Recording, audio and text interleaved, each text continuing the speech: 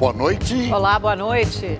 Supremo Tribunal Federal marca para quinta-feira o julgamento sobre prisão em segunda instância. Decisão poderá afetar a Lava Jato e libertar Lula. No primeiro semestre do ano, o país registra queda em homicídios, estupros e latrocínios, segundo o governo federal. E você vai ver também. Nossa reportagem mostra o crescimento de mercado ilegal em São Paulo, que se sustenta com roubo e furto de celulares. 200 toneladas de óleo já foram retiradas desde que as primeiras manchas de petróleo surgiram no litoral brasileiro. Após o 6º dia de ataques contra os curdos na Síria, presidente dos Estados Unidos, Donald Trump, promete aplicar sanções contra a Turquia.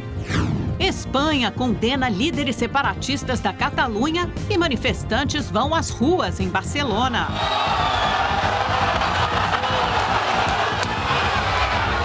Essas e outras notícias você acompanha em instantes no Rede TV News.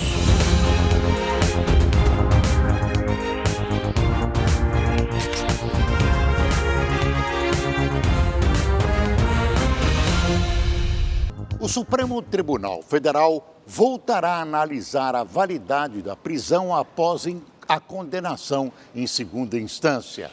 O presidente da Corte, ministro Dias Toffoli, decidiu colocar 3 ações que tratam da constitucionalidade da medida na pauta. Desde 2016, tem sido adotado o entendimento de que os condenados devem começar a cumprir pena após a condenação em segunda instância. No entanto, alguns ministros do Supremo têm adotado posição diferente em decisões individuais. Uma mudança de entendimento não é descartada.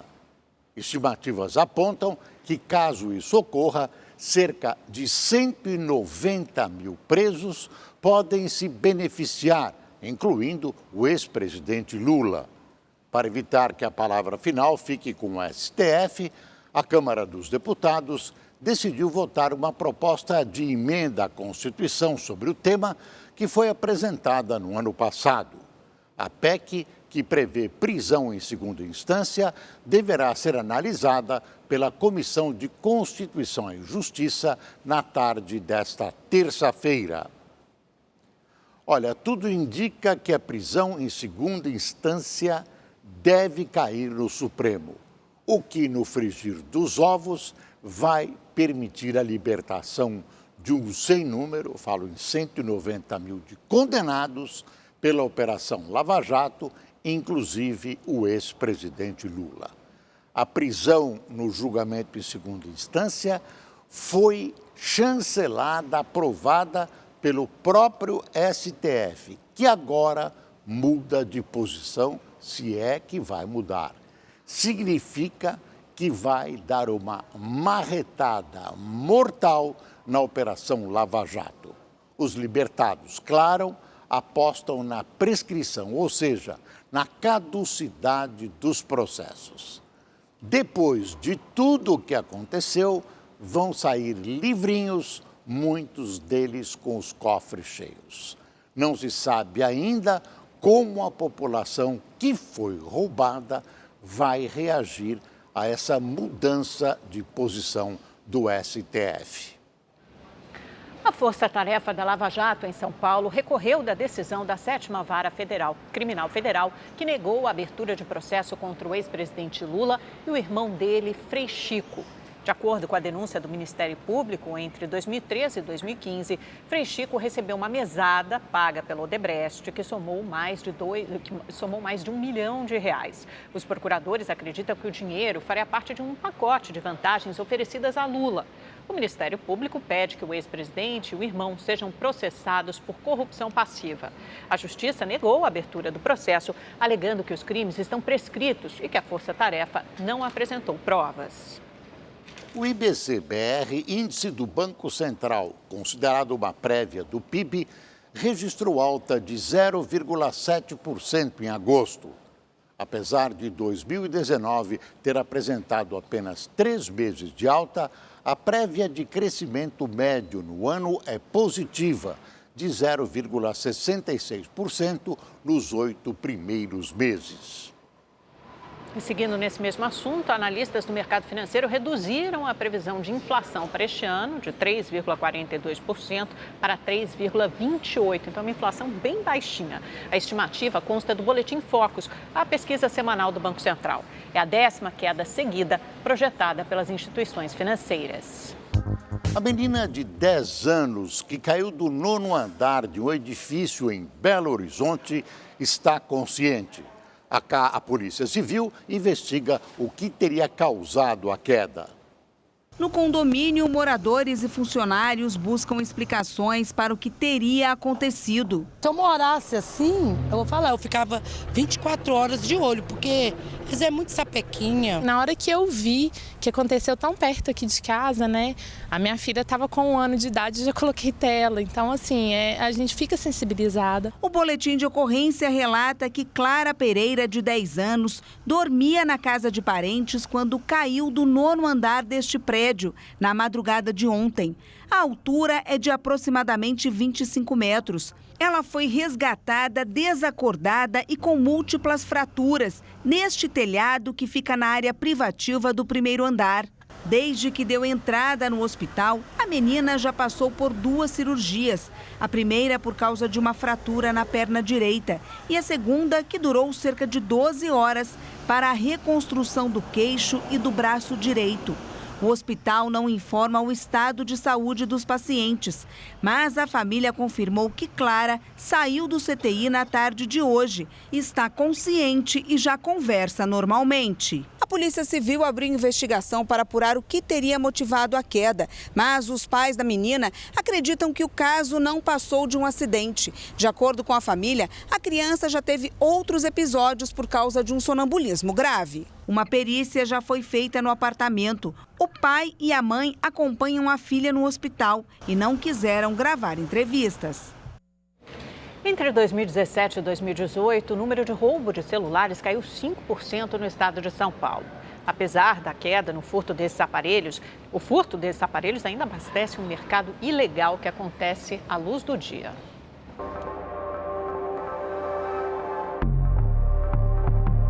Imagens que se repetem todos os dias. O roubo e a venda ilegal de celulares há tempos se tornou comum, principalmente nos grandes centros urbanos. Estamos no viaduto Santa Ifigênia, no coração de São Paulo.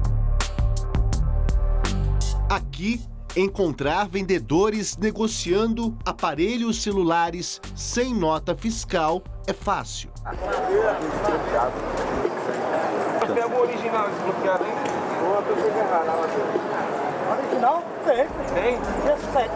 De repente, a aproximação dos policiais afasta os vendedores. Olha os caras aí. Tá bom. Os policiais vão embora e a negociação é retomada logo em seguida. 17. Quanto é? Pouco tempo depois, somos abordados por outro homem.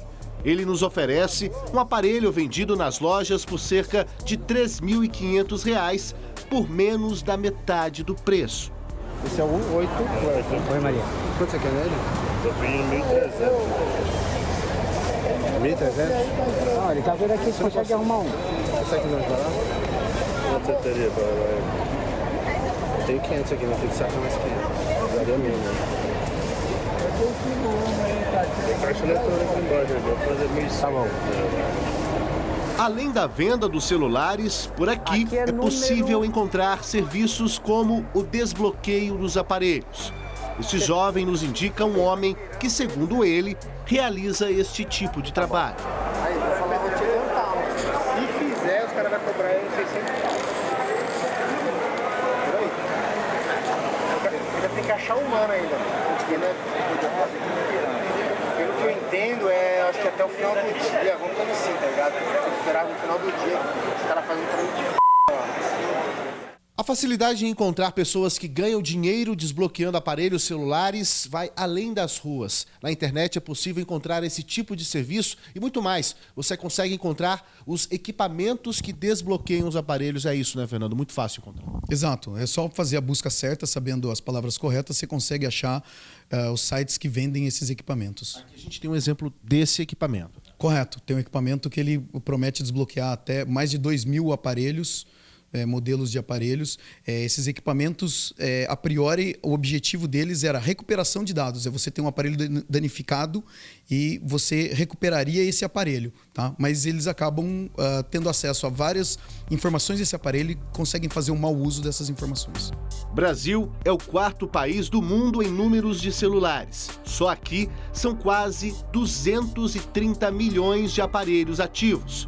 Perdemos apenas para a China, Índia e Estados Unidos. São Paulo é o estado com o maior número de celulares ativos do país. Com toda essa oferta, é fácil entender por que o produto é tão procurado pelos criminosos. Aqui na cidade de São Paulo, o centro é a região com o maior número de celulares roubados. Em 2018, foram mais de 15 mil. Só para ter uma ideia, em todo o estado, no mesmo ano, foram registradas quase 24 mil ocorrências. Para obter sucesso nesse tipo de crime, os criminosos criam os mais diferentes tipos de golpes. Esse homem que nos ofereceu um aparelho já tinha visto nossa equipe negociando com outros vendedores. Ele explica que, em muitos casos, os criminosos entregam no lugar do celular uma caixa com sabão ou gesso para simular o peso do equipamento. Segundo ele, nossa equipe quase caiu no golpe. É melhor que se comprar uma réplica aí, se comprar um gesso, ia ficar bravo, né? Não, mas é a gente olhar, né, pô? Então, aí se chegar lá... Não, mas ele vai passar pra mim, não ia olhar, vai pagar pro cara e... mas os caras mandando aqui. Sai correndo. O cara oferece um aparelho e dá uma barrinha de sabão pra você dentro do gesso aí. Geralmente, os aparelhos que abastecem esse mercado ilegal são produtos de furtos e roubos. Para evitar ser vítima deste tipo de crime, os especialistas reforçam que o cuidado e a atenção do brasileiro ainda é a melhor saída. A principal dica: não usar o aparelho celular em locais movimentados, atendendo o telefone ou exibindo, ouvindo música. Mesmo em ônibus, por exemplo, a pessoa está sujeita a ter o celular tomado. O resguardo, o cuidado da pessoa com objetos valiosos é uma das principais medidas de prevenção que tem para esse tipo de crime. Em nota, a Secretaria de Segurança Pública de São Paulo diz que a Polícia Civil realiza diversas operações para combater roubos e furtos de celulares e que nos 7 primeiros meses deste ano, 420 pessoas já foram presas e mais de 14 mil celulares apreendidos.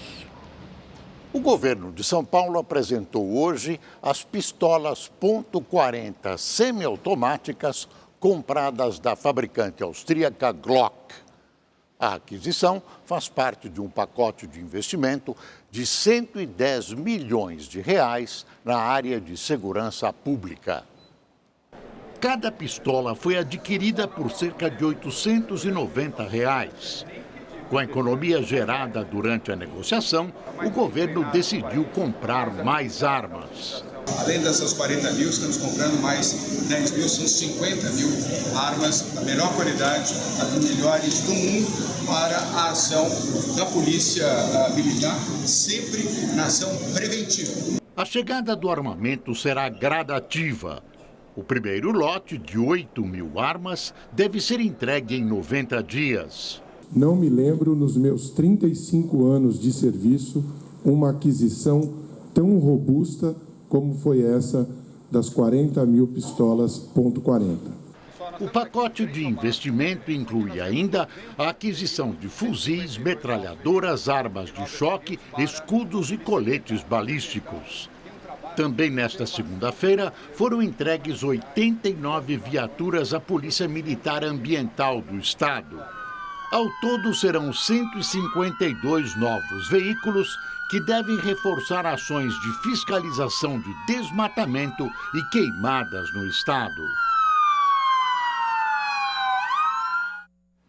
Tanto o governador de São Paulo, João Dória, como o governador do Rio, Witzel, sabem perfeitamente o valor que o eleitor dá à questão da segurança pública. Por isso, os dois candidatos à sucessão de Bolsonaro estão se projetando, estão procurando vincular às suas imagens a questão da diminuição da violência e da criminalidade. O país registrou queda nos crimes monitorados pelo governo federal. Houve redução nas ocorrências de homicídios, estupros e latrocínios, que são os roubos seguidos de morte. O Ministério da Justiça e Segurança Pública monitora 9 tipos de crimes por meio das ocorrências registradas em todos os estados.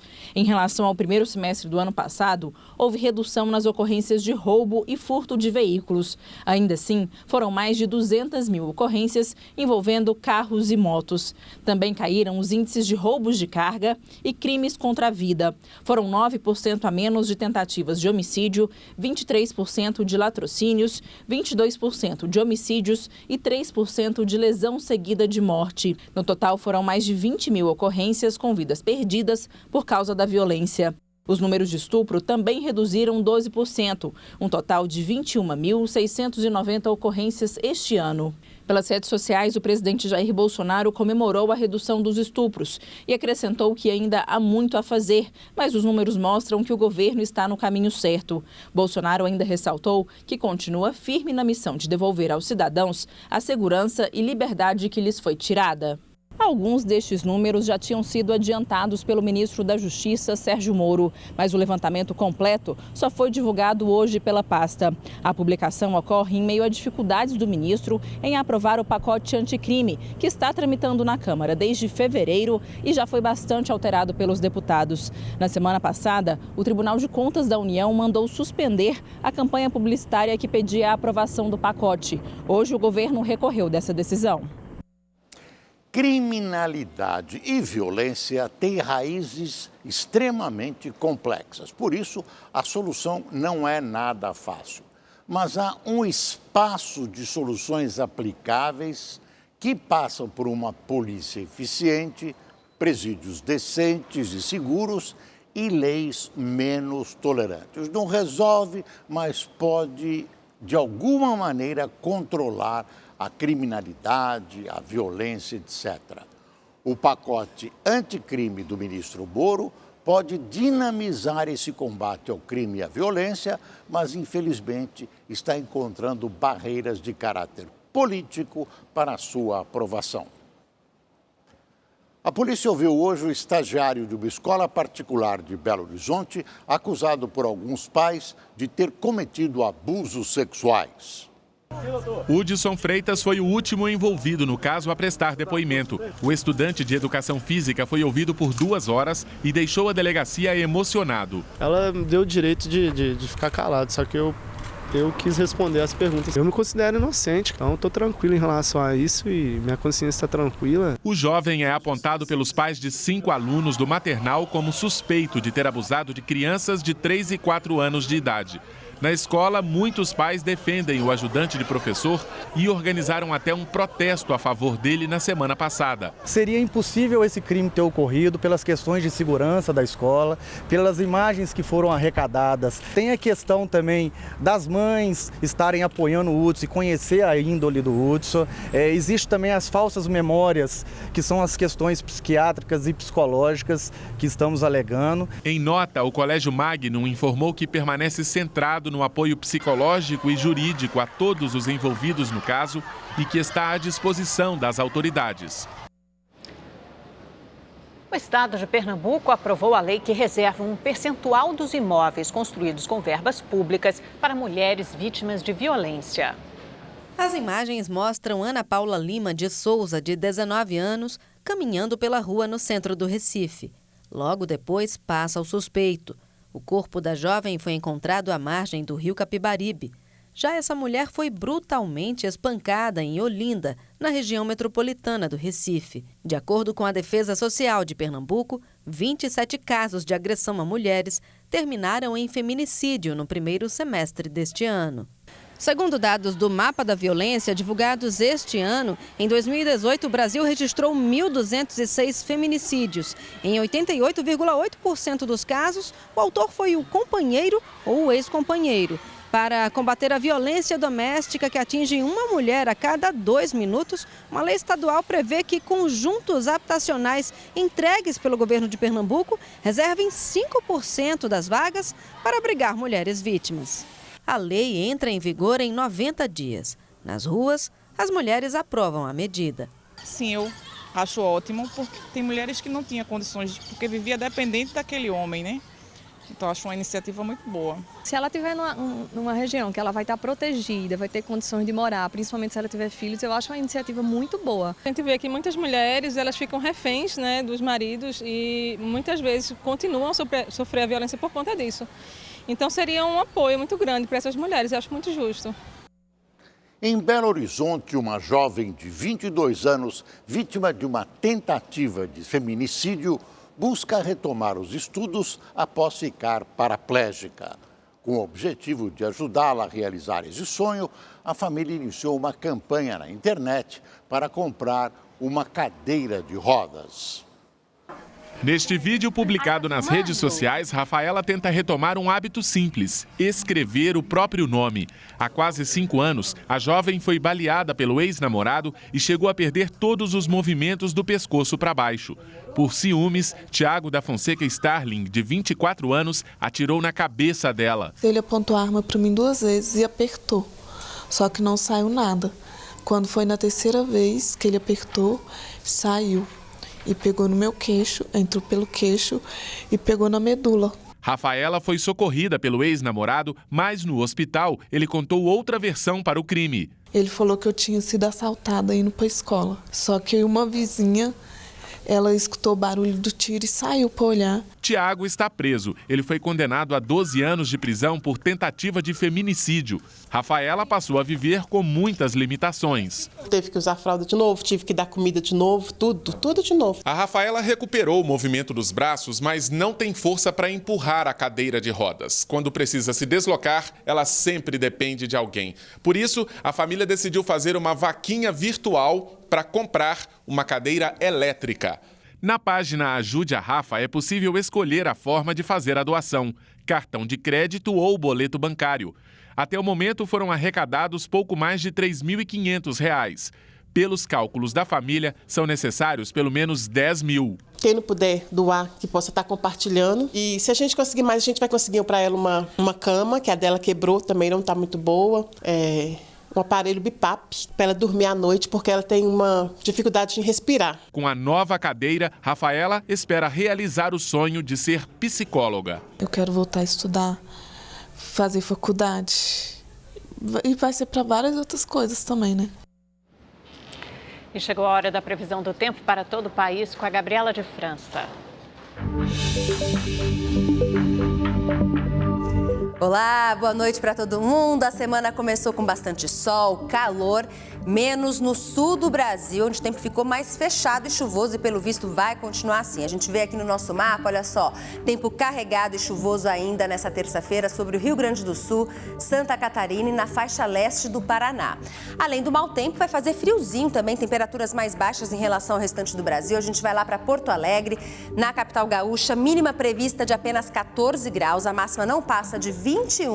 Na quarta-feira, a chuva aperta um pouco mais aí para os gaúchos. Agora a gente vai para Florianópolis, em Santa Catarina. Chove o dia todo amanhã. Na quarta-feira, a mesma coisa, quando a máxima é de 24 graus. E essas nuvens de chuva, essas instabilidades vão se espalhar e alcançar áreas aqui do sul de São Paulo e da faixa leste paulista. Por isso, o tempo muda amanhã na capital paulista, em todo o litoral também. Em São Paulo, o tempo fica fechado, vem chuva. Olha só, máxima de 26 graus nessa terça-feira. Na quarta-feira, o tempo volta a abrir um pouco mais. Na quinta-feira, o sol aparece com força. Pancadas ocorrem a partir da tarde, máxima de 30 graus. Amanhã só não vai chover nessa área em amarelo do mapa, que pega aqui boa parte do nordeste do Brasil, Tocantins, Goiás, Minas Gerais e Rio de Janeiro.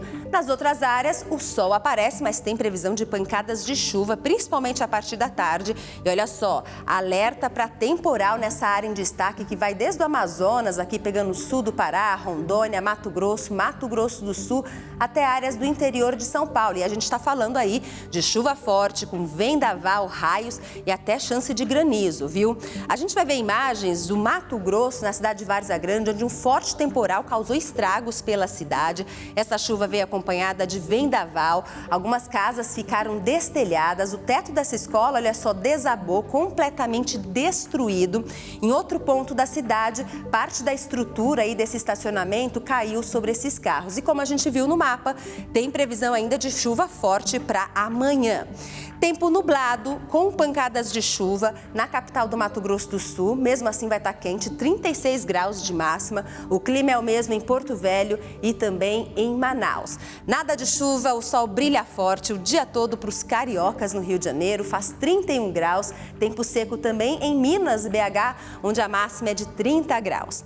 E para encerrar, uma boa notícia, viu? O Parque Nacional da Serra do Cipó, lá em Minas Gerais, foi reaberto hoje. Os turistas puderam visitar o local, que foi atingido por um forte incêndio. Cerca de 4.000 hectares foram destruídos aí pelo fogo, que agora controlado. A gente fica na torcida aí para que a natureza consiga recuperar essa área verde aí que foi perdida, né? Eu fico por aqui. Uma ótima noite para você. Te vejo amanhã. Até lá. Tchau, tchau.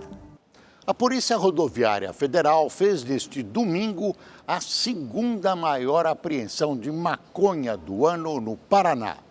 Quase 3 toneladas da droga estavam escondidas em um caminhão-tanque que foi parado em Santa Terezinha do Itaipu. Além da maconha, também foram encontrados 4 quilos de um novo tipo de êxtase, conhecido como champanhe rosa. O caminhão tinha a placa do Paraguai e o motorista de 36 anos disse que iria até Araucária, na região metropolitana de Curitiba, fazer a manutenção do veículo. O paraguaio foi preso em flagrante por tráfico de drogas. A pedido do governo brasileiro, a Administração Nacional Oceânica e Atmosférica, órgão do governo americano especializado em identificar e monitorar vazamentos de petróleo no mar, fez uma varredura em uma grande área do Oceano Atlântico, próximo ao litoral nordestino. Em alguns pontos, a checagem chegou a cobrir uma distância de mais de 700 quilômetros da costa brasileira. As imagens foram feitas entre 25 de agosto e 7 de outubro. O relatório, enviado ao governo brasileiro, no entanto, aponta que não foram encontrados indícios de petróleo na área investigada. O resultado aparentemente confirma análises anteriores de que o petróleo desse vazamento que a gente tem visto não pode ser detectado por satélite. Quase 200 toneladas de borra de petróleo já foram recolhidas das praias do Nordeste brasileiro até esta segunda-feira. Finalmente, um órgão internacional se dignou, a pedido, a ajudar o Brasil nessa questão gravíssima do óleo que alguém derramou. Eu continuo estranhando que países ligados à defesa do meio ambiente, ONGs internacionais, tão aplicadas na defesa da nossa floresta amazônica, tenham mostrado quase nenhuma preocupação com esse desastre ecológico na costa brasileira. Se tivesse morrido uma serpente na floresta, aí sim as manchetes dos jornais europeus estariam fervendo. O presidente dos Estados Unidos, Donald Trump, prometeu hoje aplicar sanções contra a Turquia após o 6º dia de ataques de militares turcos no nordeste da Síria. O conflito começou depois que o governo americano retirou as tropas da região. Ontem, a Síria anunciou um acordo com lideranças curdas para conter a ofensiva. Veja na reportagem do correspondente Luciano Júnior. As explosões não param no lado sírio da fronteira. De longe, as nuvens de fumaça já são parte de um cenário de guerra que dura 6 dias. Tropas da Turquia seguem em direção à Síria, pelo norte do país. O conflito tomou conta das transmissões de TV da região. Este é um canal curdo que praticamente transmite o impasse 24 horas. Essa outra TV da Síria também dá destaque à guerra e mostra a chegada de tanques do país para reforçar a resistência curda na fronteira. O governo de Bashar al-Assad decidiu entrar no conflito, dando apoio bélico aos curdos. O acordo foi anunciado ontem e a situação, que já estava no limite, tende a piorar. A Turquia afirma que não vai recuar e hoje acusou as milícias curdas de terem esvaziado uma prisão onde estavam reclusos membros do grupo extremista Estado Islâmico. Dezenas de pessoas morreram desde o início dos ataques e 130 mil fugiram de casa, segundo as Nações Unidas. Neste hospital de Tal Tarm, do lado sírio, uma enfermeira aparece desesperada com a situação. A comunidade internacional a cada dia se mostra mais tensa com o conflito. Preocupado com um iminente retorno do Estado Islâmico, o presidente da França, Emmanuel Macron, disse que a ofensiva turca cria uma situação humanitária insustentável e que ajuda os terroristas a ressurgirem. A premier alemã Angela Merkel, que tratou do assunto com o líder francês, disse ter conversado com o presidente turco e ponderou que é preciso parar com a ofensiva por questões humanitárias. De Paris, Luciano Júnior para o Rede TV News. Um indiano, uma francesa e um americano receberam hoje o Prêmio Nobel de Economia por trabalhos relacionados ao combate à pobreza no mundo. Segundo a Academia Real de Ciências da Suécia, as descobertas de Abhijit Banerjee, Esther Duflo e Michael Kramer aprimoraram a capacidade de combater a pobreza na prática, com ações mais eficazes para melhorar a saúde infantil e o desempenho escolar, por exemplo. Na Índia, 5 milhões de crianças se beneficiaram diretamente dos programas desenvolvidos pelos economistas. Os três vão dividir o prêmio de 9 milhões de coroas suecas, o equivalente a cerca de 3 milhões e 800 mil reais. O Brasil se tornou o país que mais injetou dinheiro na economia de Portugal neste ano. Segundo o governo português, um dos objetivos dos investidores brasileiros é conseguir um visto especial de residência, o chamado visto Gold. Quem traz os detalhes é o repórter Peterson Isidoro. Eles preferem não aparecer, são discretos. Muitos chegam a Portugal, compram, investem e vão embora. Outros mudam para cá de vez, trazem junto a conta bancária recheada. Estamos falando de um seleto grupo de brasileiros formado por gente de alto poder aquisitivo. Em comum, todos de olho neste documento. O visto Gold, ou o visto de ouro, como é chamado, tem feito um número cada vez maior de milionários atravessar o Atlântico. De janeiro a agosto deste ano, o governo português concedeu 164 vistos Gold para brasileiros, 41% a mais em relação ao mesmo período do ano passado. Foi a nacionalidade mais beneficiada com o documento em 2019, superando chineses e turcos, que também aparecem no topo da lista. Desde que foi criado em 2012 para atrair capital de fora e recuperar uma economia que há de mal a pior, o regime de concessão de autorizações de residência para investimentos já emitiu aproximadamente 8 mil vistos Gold e arrecadou 4,7 bilhões de euros, o equivalente hoje a mais ou menos 23 bilhões de reais. Um dinheiro que ajudou Portugal a sair da crise e a recuperar setores que estavam praticamente falidos, como o imobiliário. São 8 as categorias de investimentos que possibilitam a obtenção do visto ouro em Portugal, que variam entre a compra de imóveis, a transferência de capitais, abrir uma empresa ou até investir em fundos e atividades.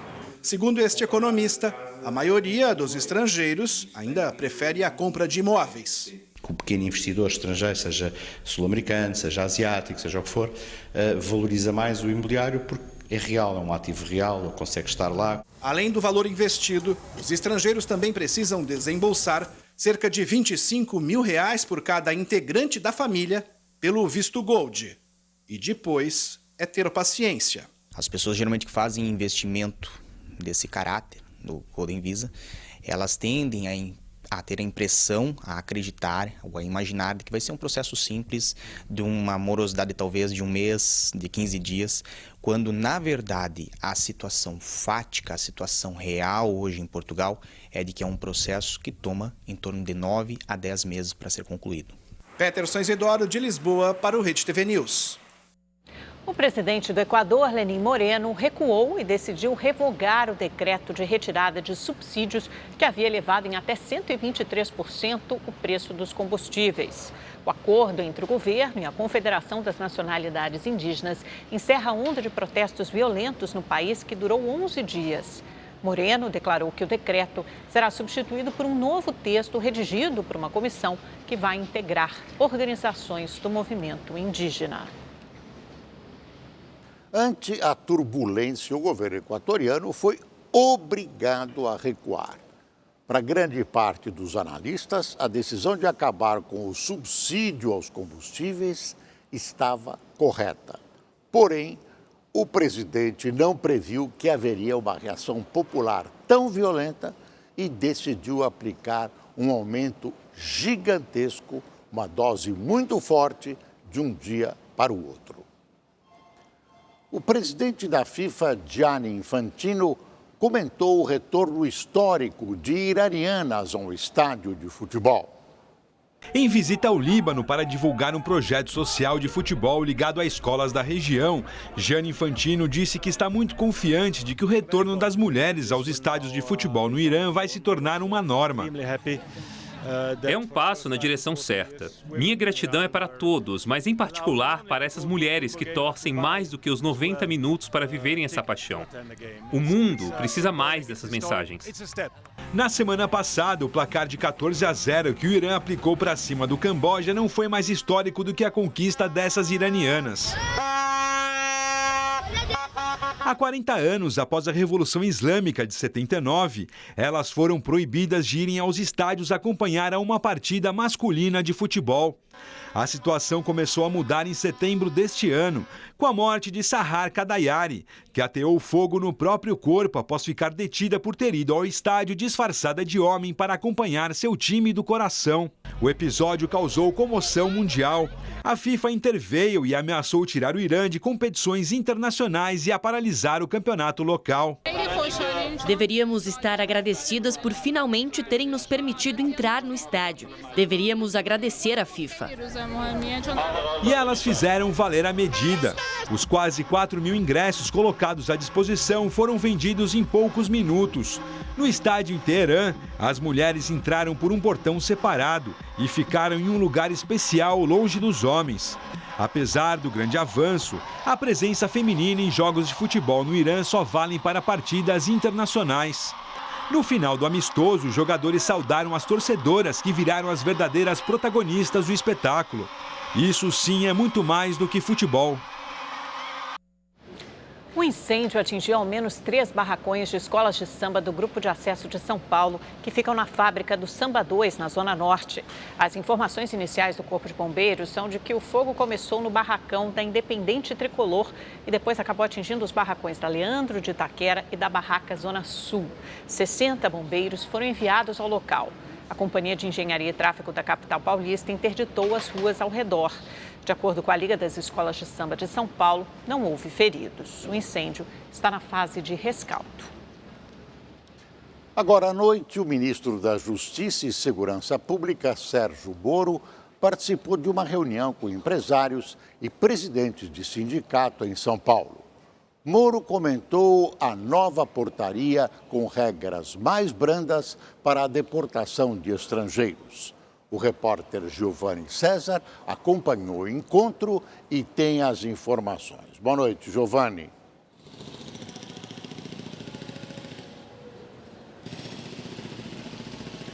Boa noite, Boris, Amanda e a todos que nos acompanham. Foi aqui, com o auditório lotado, que Sérgio Moro foi recebido por uma plateia de 400 empresários ligados à Federação das Indústrias aqui do estado de São Paulo. Ele, durante mais ou menos 1h30, fez um relato bem detalhado a respeito de todas as ações do Ministério da Justiça nesses 10 meses de governo Bolsonaro. O combate ao crime e também aqueles projetos que estão em discussão no Congresso Nacional.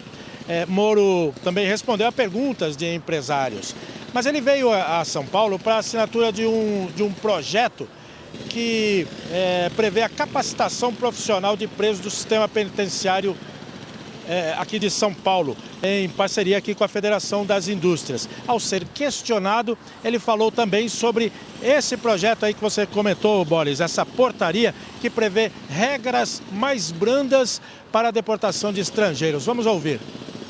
Nós preferimos deixar explícito na nova portaria algumas solicitações que foram feitas por organizações. Então, por exemplo, a portaria desde logo não se aplicava àquele estrangeiro que já tinha autorização para residência, pela redação dela, mas isso não estava explícito. Então daí nós reeditamos, colocamos isso. Não se aplicava ao estrangeiro que havia obtido refúgio, então nós colocamos isso explícito. Houve uma reclamação também do prazo, que era muito exíguo, e nós, ampliamos um pouco então.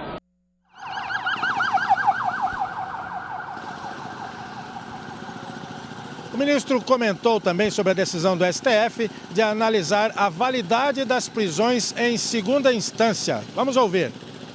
Qualquer decisão do Supremo que for tomada vai ser evidentemente respeitada, tem que ser respeitada a institucionalidade. A minha avaliação é que essa possibilidade da execução em segunda instância, essa é uma posição pública, foi um avanço institucional importante do próprio Supremo Tribunal Federal. Lembrando que esse julgamento está marcado para esta quinta-feira no STF. A condenação de 9 líderes separatistas da Catalunha provocou uma série de protestos na região autônoma da Espanha. Manifestantes bloquearam o aeroporto em Barcelona e mais de 100 voos foram cancelados. Uma multidão se concentrou em frente à entrada e no saguão do aeroporto El Prat, o mais movimentado de Barcelona. Os manifestantes pediam liberdade aos prisioneiros. A polícia agiu para dispersar o grupo. Os agentes usaram porretes e houve confronto. Os protestos também tomaram as ruas. Hoje, a Suprema Corte da Espanha condenou 9 líderes separatistas da Catalunha pela participação na tentativa frustrada de independência da região em 2017. As sentenças variam de 9 a 13 anos de prisão. Em 1º de outubro de 2017, líderes separatistas organizaram um referendo para decidir sobre a independência da Catalunha. O resultado da votação foi amplamente favorável à separação. E os separatistas catalães proclamaram uma república independente de forma unilateral. Horas mais tarde, o governo espanhol, então comandado pelo conservador Mariano Rajoy, declarou a separação ilegal e suspendeu a autonomia da região. No julgamento, todos os réus foram absolvidos da acusação mais grave, a de rebelião. Outros 3 líderes que estavam sendo julgados por envolvimento no plebiscito separatista não receberam sentenças de prisão. O líder da Catalunha, Charles Puigdemont, disse que a decisão da Suprema Corte confirma a estratégia de repressão e vingança contra todos os cidadãos que buscaram formas democráticas de tornar sua vontade possível. Já o primeiro-ministro da Espanha, Pedro Sánchez, afirmou que a condenação foi um procedimento judicial exemplar. Manifestantes foram às ruas em Hong Kong nesta segunda-feira para pedir ajuda aos Estados Unidos na aprovação de uma lei de direitos humanos que deve assegurar um regime democrático na região autônoma. Milhares de pessoas participaram do ato, que desta vez foi pacífico. Vários ativistas pró-democracia carregavam bandeiras dos Estados Unidos e, ao som de cantos, acenderam luzes de celulares. Os manifestantes pedem aos legisladores americanos que votem um texto punindo os líderes chineses comunistas acusados de influenciar a política de Hong Kong. No final de semana, também houve protestos em vários bairros da cidade. Forças de segurança e ativistas entraram em confronto. Um grupo de pessoas saqueou e queimou lojas leais ao governo chinês. Esta mulher foi arrastada por um policial, segundos após ele espirrar spray de pimenta em seus olhos. Foi canonizada ontem no Vaticano a primeira santa nascida no Brasil. Irmã Dulce, agora Santa Dulce dos Pobres, recebeu homenagens em uma missa celebrada hoje em Roma. Veja na reportagem de Mauro Beni. A Basílica Santa Andrea della Valle ficou lotada. Esta foi a primeira missa em homenagem à mais nova santa brasileira.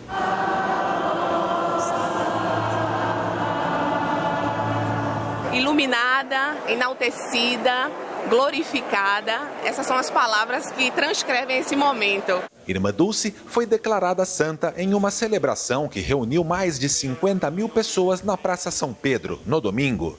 No alto da Basílica, a imagem dos 5 beatos canonizados pelo Papa Francisco. Além da brasileira, uma freira italiana, uma indiana, outra suíça e um padre britânico. Beatos Ioannem Enrico Newman, Josefina Banini, Marian Teresian Charmel Manquirian, Dulcem Lopes Pontes et Margarita Mbais. Entre os fiéis, várias bandeiras brasileiras e um grupo de freiras felizes comemorando juntas.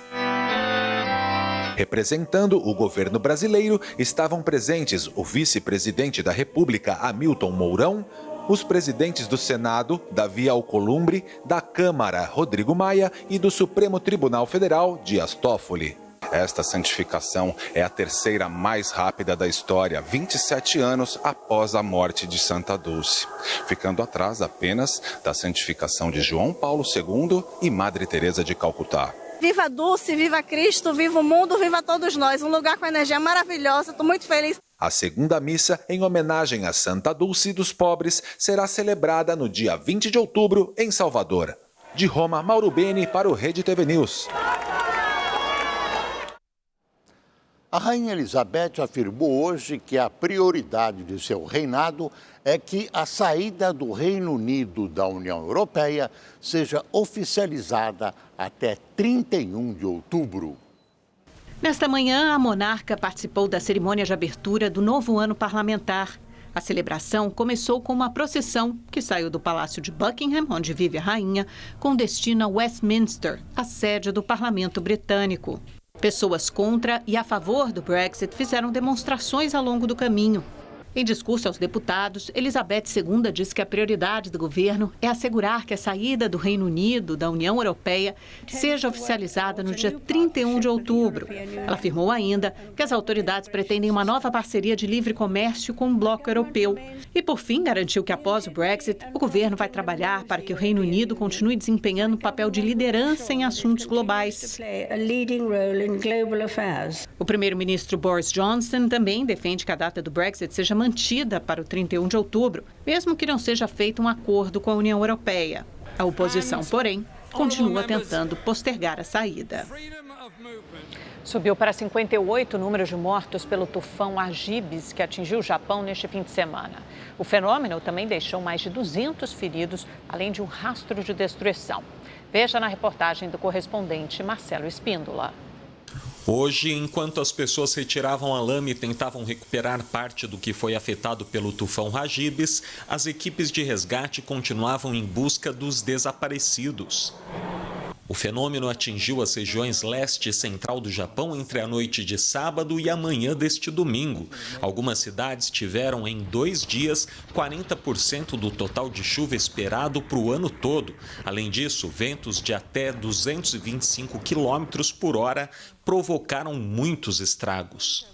Bairros inteiros tiveram as casas cobertas pela água quase até o telhado. Cerca de 7 milhões de pessoas receberam alerta de emergência para deixarem suas residências, mas apenas 50 mil procuraram abrigos.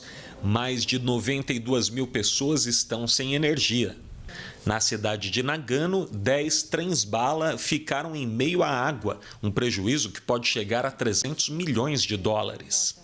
27 mil policiais e militares trabalham no socorro à população nas áreas afetadas. Uma senhora de 70 anos caiu de uma altura de 40 metros quando era resgatada por um helicóptero e não resistiu. Um oficial do Corpo de Bombeiros explicou como o acidente aconteceu e pediu desculpas.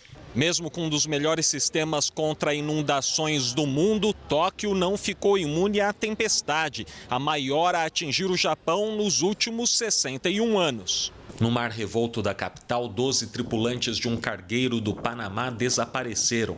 O rio Tamar transbordou e inundou as ruas. Cerca de 800 voos foram cancelados nos 2 aeroportos da cidade. Marcelo Espíndola, de Macau, para o Rede TV News. Pelo Brasileirão, o Flamengo continua mais líder do que nunca. 8 pontos à frente do Palmeiras, que reassumiu a vice-liderança. Já pelo lado do Corinthians, as coisas não vão nada bem. Ralf voltou a treinar no Corinthians. O volante não jogou o clássico contra o São Paulo após se envolver neste acidente de carro no bairro do Tatuapé, em São Paulo. Ele se reapresenta em meio a um clima pesado. Depois da derrota por 1-0 no Morumbi, o técnico Fábio Carilli fez duras críticas ao time. Por incrível que pareça, estamos em quarto, cara, com toda essa dificuldade. Não dá para entender, né? Assim, pelo que a gente está jogando, não era para a gente estar em quarto, era para estar fora dessa zona de classificação da Libertadores. Eu acho que de 63 jogos foram agora, a gente não fez 10 bons jogos no ano. A declaração não pegou bem para a diretoria do Corinthians, que cobra um desempenho melhor. Mesmo sem agradar, o comandante não corre risco de demissão. Entendemos mais uma vez que temos que jogar mais, todos gostam dele, confiam, o dia a dia é saudável, então não temos que pensar em troca de treinador no momento. Por falar em técnico, Wagner Mancini foi anunciado no Atlético Mineiro e, pelo visto, chegará sem muita moral com o elenco. Eu acredito que a escolha foi o que tem no mercado. O treinador, que assinou contrato de 3 meses, substitui Rodrigo Santana, demitido depois da goleada sofrida para o Grêmio por 4-1 em Minas Gerais. O Botafogo também tem cara nova. Alberto Valentim foi apresentado nesta segunda-feira. No Flamengo, o Rafinha foi operado depois de sofrer afundamento no rosto durante a vitória por 2-0 sobre o Atlético Paranaense. Rony, que se chocou com o atleta rubro-negro durante a partida, mandou esta mensagem, desejando que ele volte logo aos gramados para fazer o que ama. O Vasco foi outro que se recuperou no campeonato ao vencer o Fortaleza de Rogério Ceni por 1-0 com um gol de Pikachu. O Rede TV News fica por aqui. Uma ótima noite para você. Boa noite e até amanhã.